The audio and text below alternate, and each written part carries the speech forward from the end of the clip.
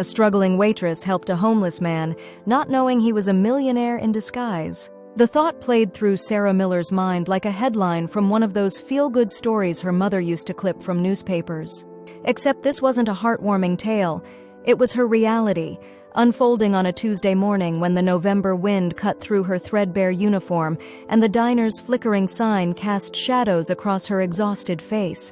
The double-plate diner sat on the corner of Hope and Maple, a name that felt increasingly ironic to Sarah as she pushed through its glass door at 5:30 a.m. The bell jingled overhead, announcing her arrival to an empty restaurant. Empty except for Gus, the short-order cook whose wrinkled face had been behind that grill since before Sarah was born. "Morning, sunshine?" he called out, his voice rough from years of cigarettes and early mornings.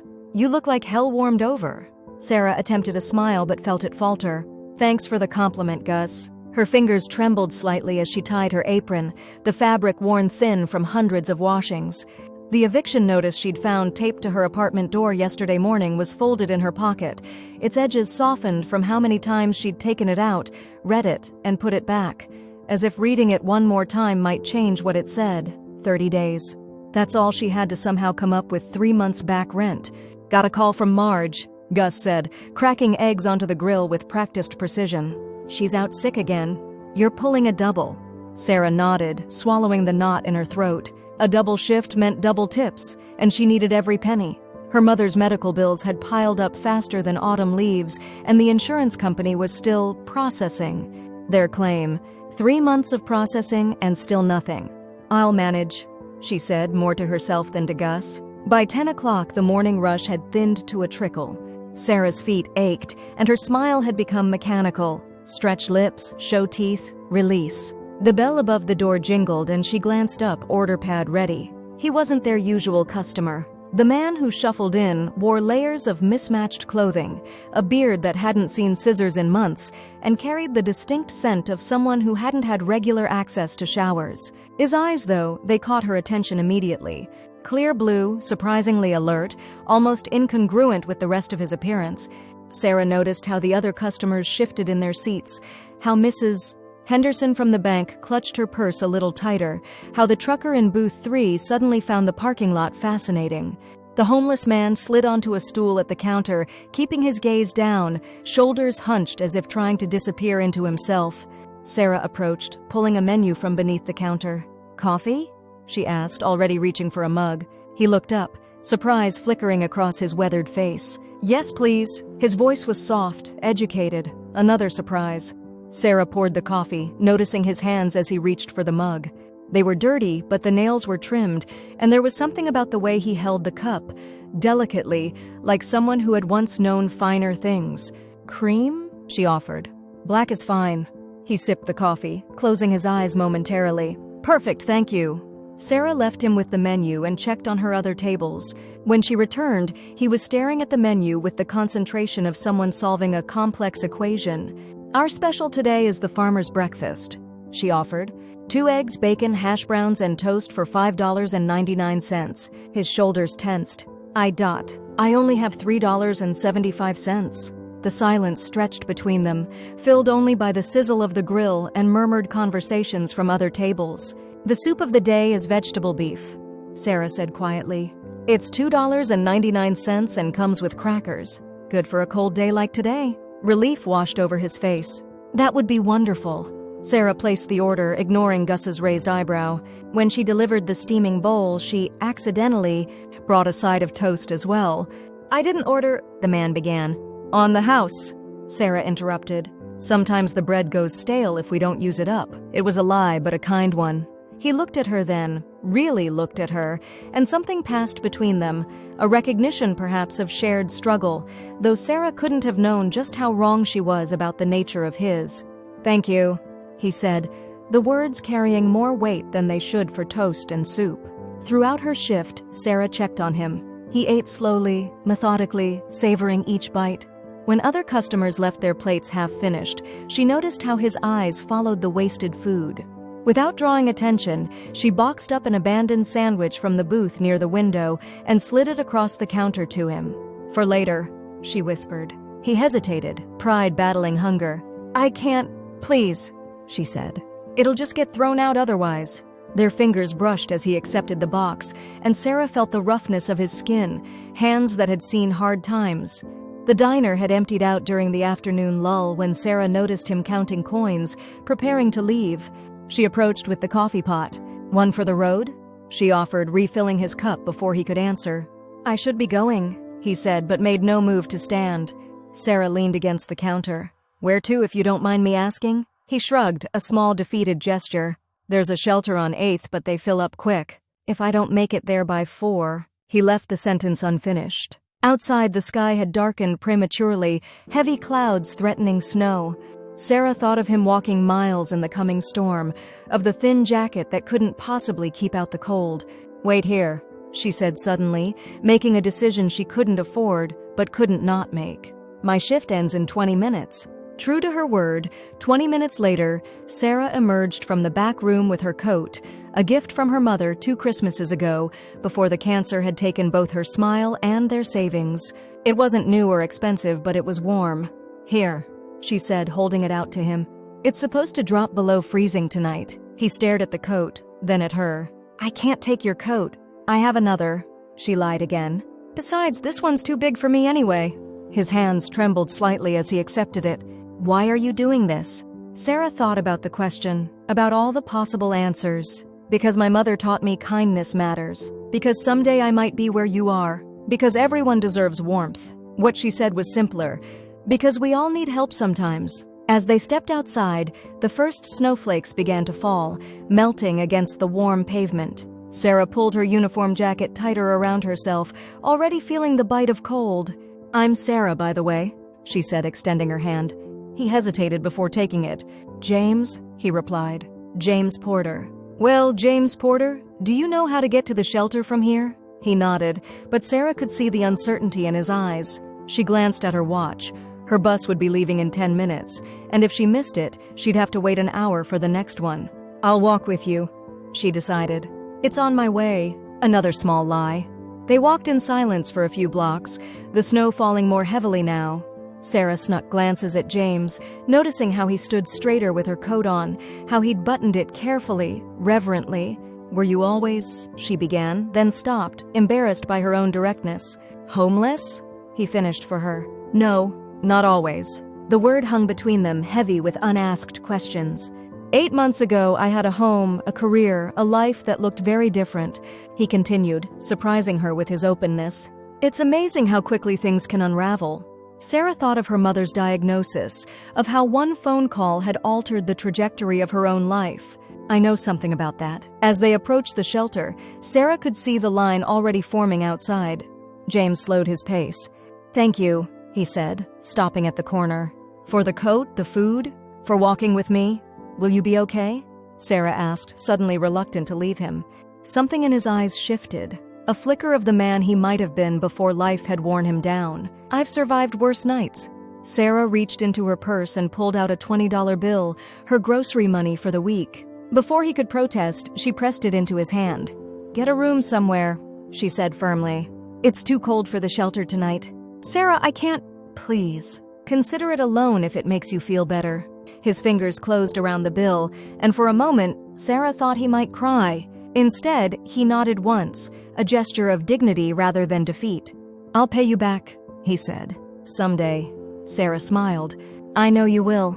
She turned to leave, already calculating which meals she could skip to make her remaining money stretch until payday.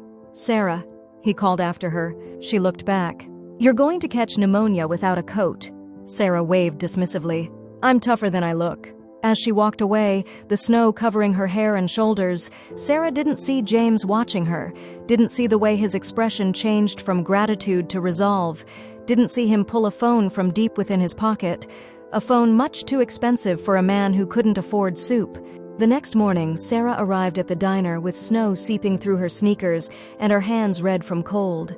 She'd woken to find her heat had been shut off, another bill she'd delayed paying too long. "You look like a half-drowned cat," Gus commented as she stomped snow from her feet. "Your compliments just keep getting better," she replied, but there was no humor in her voice today. The diner was unusually quiet, even for a Wednesday morning. Sarah moved through her opening routine mechanically, trying to ignore the chill that seemed to have settled permanently in her bones. She thought of James, wondered if he'd found somewhere warm to sleep, if the $20 had been enough. By lunchtime, the snow had stopped, but the temperature continued to drop. Sarah's section remained mostly empty, her tips reflecting the sparse crowd. She was calculating how much ramen she could buy with $6 when the bell above the door jingled. James stood in the doorway wearing her coat, cleaner now, the snow brushed away. His beard had been trimmed, his hair combed back. He looked different, more put together, though still recognizably the same man. Sarah approached with a smile. "You came back." "I promised I would," he said, sliding onto the same stool he'd occupied yesterday. Before she could respond, he reached into the coat pocket and pulled out a small envelope, placing it on the counter between them. "What's this?" Sarah asked. "I told you I'd pay you back." Sarah opened the envelope, expecting to find her $20. Instead, she pulled out a check. Her eyes widened as she registered the amount, $2,000. "I don't understand," she whispered, looking up at him in confusion. James leaned forward. "There's something I need to tell you, Sarah. Something I should have told you yesterday." The lunch crowd began to trickle in, the bell announcing new customers. Sarah barely noticed, her attention fixed on James and the impossible check in her hand. "Who are you?" she asked. James smiled, and suddenly she could see it. The transformation was subtle but undeniable. The homeless man was fading away, revealing someone else entirely. "My name is James Porter," he said, "and I'm not exactly who you thought I was." Over the next hour, as Sarah moved between tables and James sipped his coffee, he told her his story in pieces. He was, in fact, James Porter, founder and former CEO of Porter Innovations, a tech company worth millions. 8 months ago, following a bitter divorce and a public scandal involving corporate fraud, accusations that were later proven false but had already damaged his reputation, he'd walked away from his life. "I didn't become homeless by accident," he explained when she finally took her break and sat beside him. "I chose it. I needed to disappear for a while, to remember what matters." Sarah struggled to reconcile the well-spoken man before her with both the homeless person she'd helped and the millionaire he claimed to be. "So it was all an act?" she asked, hurt creeping into her voice. "Some kind of social experiment?" James shook his head emphatically. "No, my circumstances were real. I gave away most of my money, to charities, to former employees who suffered when the company's stock plummeted. What I kept, I couldn't access without revealing my location." He paused. "My exile was self-imposed, but the hunger, the cold, that was all real." "Then why this?" Sarah gestured to the check she'd tucked into her apron. "Why now?" "Because yesterday you gave me your coat," he said simply. "You gave me your coat when you didn't have another. You gave me your grocery money when your own cupboards were bare." Sarah felt her cheeks warm. "How did you—" "I recognize the signs," he interrupted gently. "The worn shoes, the calculated way you count your tips, the hunger you hide behind your smile. I've been watching people for months, Sarah. Most walk past without seeing. You saw me, not just my circumstances, but me." A customer called for Sarah from across the room. She stood reluctantly. "I can't accept this," she said, trying to hand the check back. James closed her fingers around it. "You can and you will. Consider it an investment." "In what?" "In you." Throughout her shift, Sarah kept glancing at James, who remained at the counter, occasionally making notes in a small leather-bound notebook he'd produced from his pocket. The check burned in her apron, impossible and yet real. $2,000 would cover her back rent with enough left over to restore her utilities and maybe even make a small payment on her mother's medical bills. When her shift ended, James was waiting. He'd ordered a full meal this time, steak and potatoes, eating with the deliberate appreciation of someone who had known hunger. "Walk with me?" he asked as she emerged from the back room, her name tag removed, her hair freed from its ponytail. Outside, the world was transformed. The snow had left everything clean and bright, the late afternoon sun creating diamonds on untouched drifts. Sarah shivered, and without comment, James removed her coat, his coat now, and draped it over her shoulders. "I can't," she began. "Just for now," he said. "While we walk." They moved through the snow-hushed streets, their breath creating clouds between them. James led her to a small park where the benches had been cleared of snow. "I've been thinking about next steps," he said as they sat. "I made a lot of mistakes, Sarah. I built a company that employed thousands, but I lost sight of the people behind the numbers. When everything fell apart, I ran away instead of facing it. And now? Sarah asked. Now I think it's time to go back. To rebuild, differently this time. Sarah felt an unexpected pang at the thought of him leaving, which was ridiculous. She barely knew this man.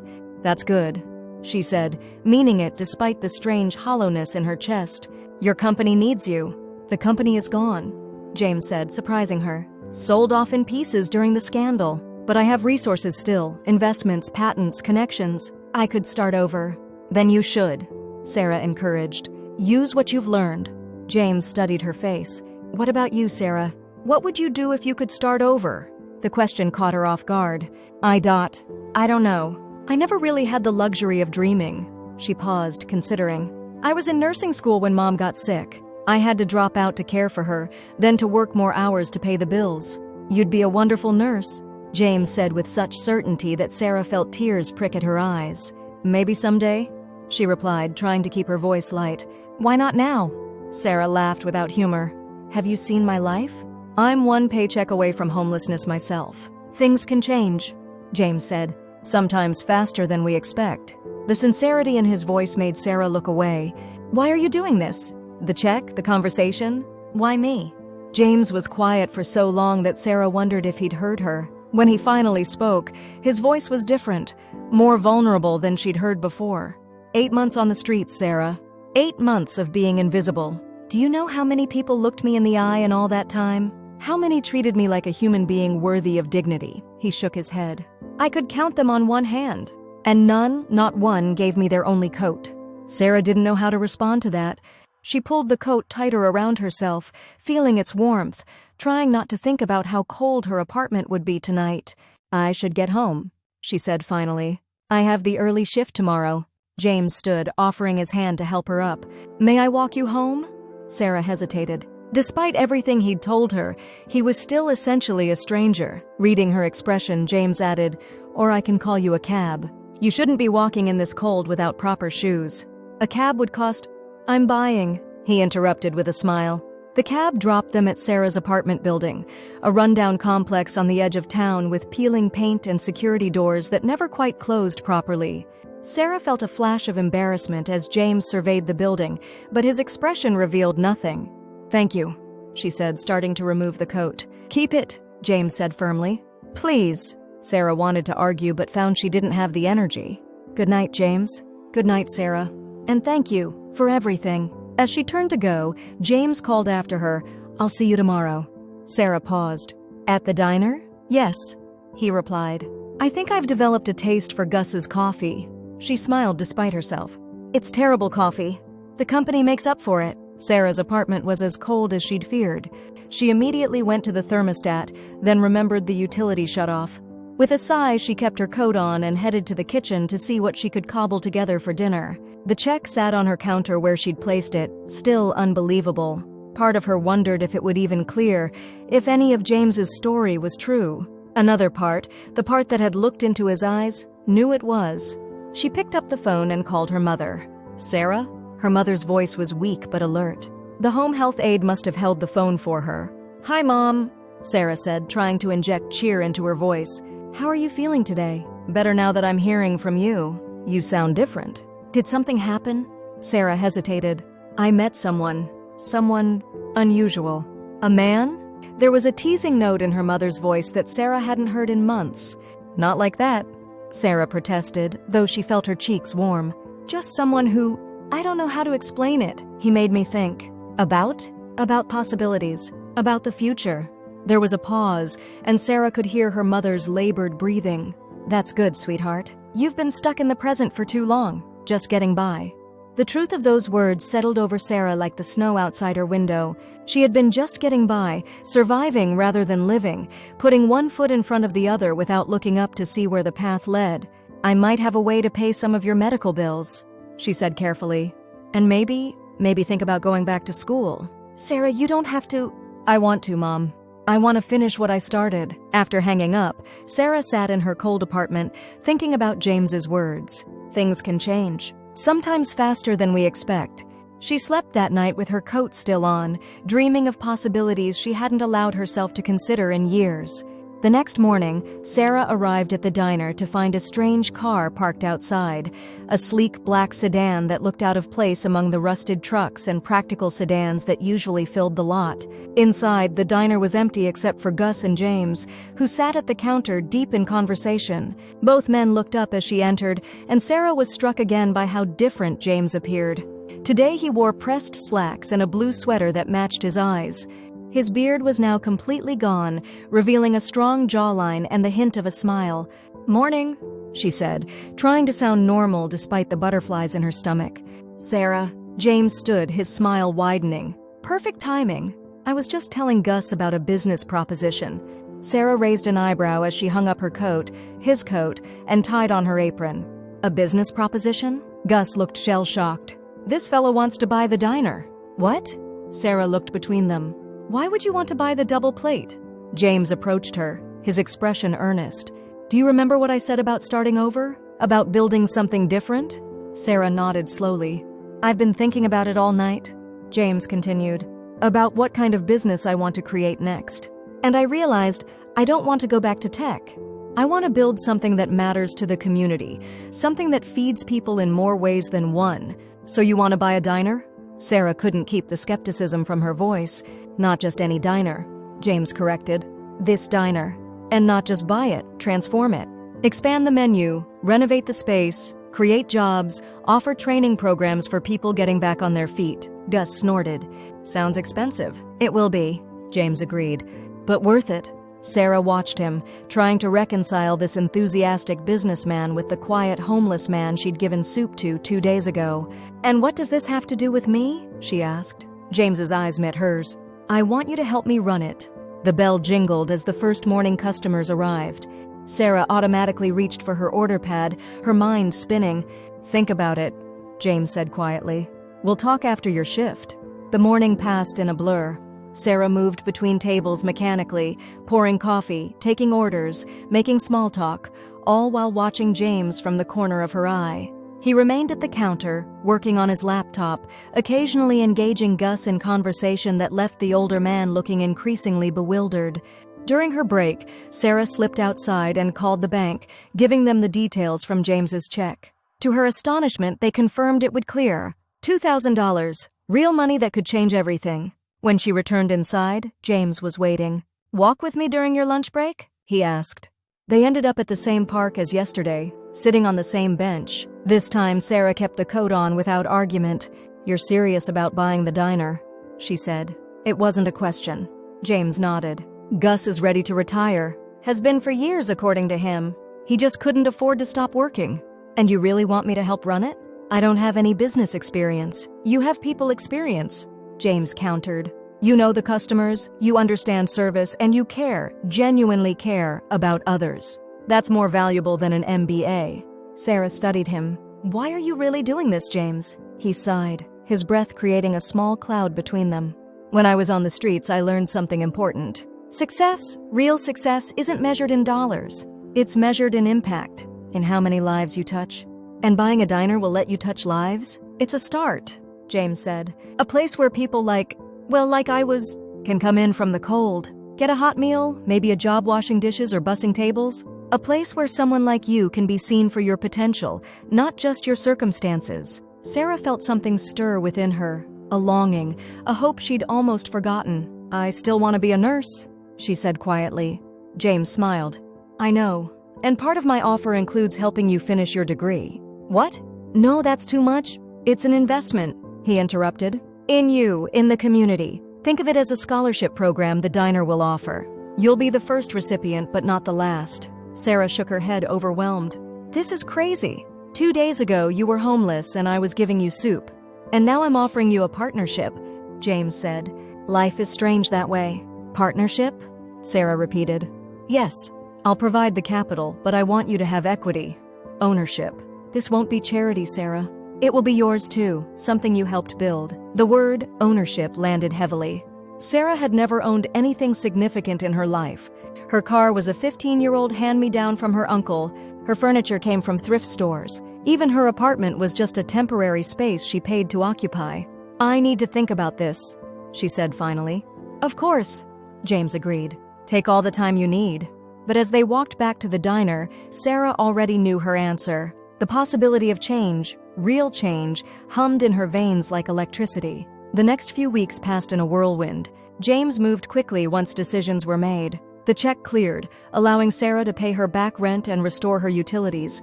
James insisted she take a small advance on her future salary to get back on her feet properly, which meant new shoes, a proper winter coat, though she still sometimes wore his, and the luxury of a fully stocked refrigerator.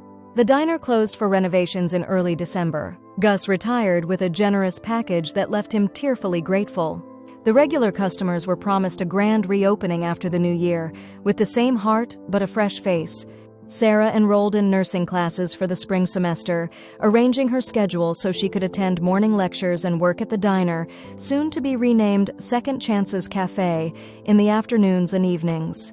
Throughout it all, James was a constant presence, energetic, focused, occasionally intense but always kind. Sarah found herself looking forward to their planning meetings, which often extended into dinner as they discussed menu options, design choices, and hiring practices. "We should offer health benefits," Sarah suggested one evening as they sat surrounded by architectural drawings in James's hotel suite. "Even for part-time employees, medical bills can destroy people." James nodded, making a note. "Absolutely. And childcare assistance too for single parents." Sarah watched him write, noticed the way his brow furrowed in concentration. "You're really doing this. Creating a business model based on compassion." He looked up, his blue eyes serious. "Is that so strange? In my experience, yes." Sarah hesitated, then asked the question that had been nagging at her. "Won't your investors think you've lost your mind? Buying a diner instead of starting another tech company?" James set down his pen. "I don't have investors this time. I'm funding this myself. But surely it's not a sound financial decision." "Not everything worthwhile is financially sound, Sarah." He smiled. "Besides, who says it won't be profitable? Ethical businesses can succeed too." As Christmas approached, the renovation was well underway. Sarah split her time between the construction site, her studies, and visits to her mother, whose condition had stabilized with the help of a specialist James had happened to know. On Christmas Eve, Sarah found herself alone in the partially renovated diner, sitting at the new counter that had been installed that morning. The space was transformed, warmer, more welcoming, but still recognizably the place where she'd spent so many hours of her life. The bell above the door jingled. They'd kept that at Sarah's insistence, and James entered, carrying 2 cups of coffee and a small wrapped package. "I thought I might find you here," he said, sliding onto the stool beside her and placing one of the coffees in front of her. "Just thinking," Sarah replied, accepting the cup gratefully. "About how much has changed in a month." James followed her gaze around the space. "Having second thoughts?" "No," Sarah said firmly. "The opposite, actually. For the first time in years, I feel hopeful. That's the best Christmas gift I could ask for," James said, pushing the small package toward her. "Though I got you this too." Sarah hadn't expected a gift. She hadn't had the money to buy presents for anyone this year, a fact that still stung despite her improved circumstances.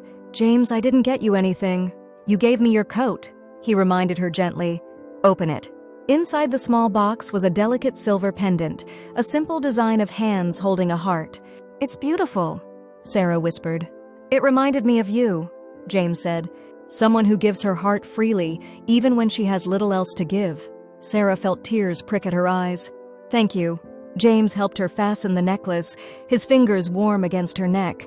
When she turned to face him, their eyes met, and something shifted between them, a current of possibility neither had acknowledged until now. "Sarah," James began, his voice lower than usual, "I need to tell you something." But before he could continue, Sarah's phone rang, her mother's ringtone. She answered quickly, apologizing to James with her eyes. "Mom, is everything okay?" Her mother's voice came through, stronger than it had been in months. "More than okay, sweetheart. The doctor just called with my latest test results. The treatment is working. The tumors are shrinking." Sarah gasped, joy flooding through her. "Really? You're sure?" "I'm sure. He said it's too soon to use the word remission, but he's very optimistic." Tears flowed freely now as Sarah shared the news with James, who squeezed her hand in support. "This is the best Christmas present ever," Sarah told her mother. "I'll come see you first thing tomorrow." After she hung up, Sarah turned to James, who was watching her with a warmth that made her breath catch. "You were about to tell me something." she reminded him. James shook his head. It can wait. Tonight is for celebrating. New Year's Eve found them at the diner again, this time with a small group of friends and family. Sarah's mother was there, seated in a comfortable chair, looking frail but happy. Gus had returned for the occasion, bringing his famous apple pie. Even some of the regular customers had been invited for a sneak preview of the new space before the official opening. At midnight, as fireworks exploded somewhere in the distance, Sarah found herself standing beside James near the front windows, watching snow begin to fall. "A new year?" she said softly. "A new beginning." James nodded, his eyes reflecting the colorful lights they'd strung around the diner. "Sarah, about what I wanted to tell you on Christmas Eve." Sarah turned to face him fully. "Yes? These past weeks, working with you, getting to know you better, I've developed feelings that go beyond friendship or business partnership." He took a deep breath. "I know the timing is complicated. We're about to open the cafe, you're starting school again, and there's the age difference to consider." "James," Sarah interrupted with a smile. "I feel the same way." Relief washed over his face. "You do?" "Yes. But you're right. The timing is complicated. Maybe we should take things slow, see where this goes naturally." James reached for her hand, entwining their fingers. "I'd like that." As they stood there, hands linked, watching the snow fall on a new year full of possibilities, Sarah thought about the strange path that had led them here. A struggling waitress had helped a homeless man, not knowing he was a millionaire in disguise. But the disguise had revealed something more valuable than money. It had uncovered the truth of who they both were beneath their circumstances. The grand opening of Second Chances Cafe took place on a bright January morning. A line formed outside before the doors officially opened, curious locals eager to see the transformation. Inside, Sarah and James moved among the tables, greeting people, explaining the concept, introducing the new staff, many of whom had been hired from local shelters and halfway houses. In the corner, a small sign explained the cafe's policy: pay what you can. If you can't pay today, pay it forward tomorrow. By noon, every table was full. Sarah watched from behind the counter as a young woman in a worn coat similar to the one she'd given James entered hesitantly. The woman glanced at the menu, then at her wallet, her face falling slightly. Before Sarah could approach, James was there, welcoming the woman, explaining the policy, seating her at a table by the window. The woman's expression shifted from worry to disbelief to tentative joy. Sarah moved to stand beside James as he returned to the counter. "You just changed her day," she said quietly. James smiled, slipping his arm around Sarah's waist. "That's the whole point, isn't it? One person at a time." Sarah leaned into him, feeling the solid warmth of his presence. One act of kindness at a time. Outside, the winter sun shone brightly on the new sign, Second Chances Cafe, in warm gold letters with a smaller tagline beneath, "Where everyone deserves a fresh start." Inside, a struggling waitress who had once given away her only coat now wore a manager's name tag and a silver pendant. And beside her stood a former millionaire who had lost everything only to find something more valuable in its place. Together, they had created not just a cafe but a promise that kindness matters, that people matter, and that sometimes the smallest gestures can change lives in the biggest ways. As James had once said, things can change, sometimes faster than we expect. But what neither of them had expected was how helping a stranger would lead to healing themselves and creating a place where others could begin their own journeys of transformation, one cup of coffee at a time.